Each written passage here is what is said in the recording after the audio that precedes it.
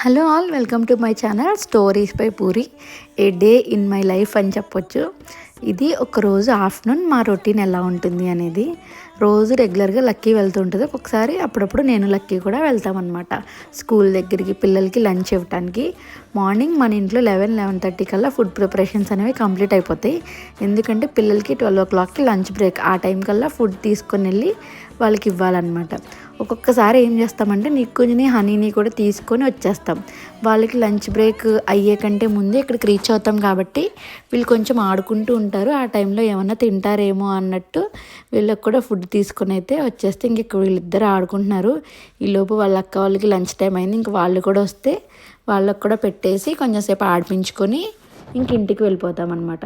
ఎలానో ఇంటి దగ్గరికి వెళ్ళాక వీళ్ళు వెనక పరిగెత్తాలి కదా, తినండి తినండి అని. అదేదో నలుగురికి ఒకేసారి అయిపోతుందని ఇలా వచ్చి టైం స్పెండ్ చేస్తాం. Thank you so much for watching.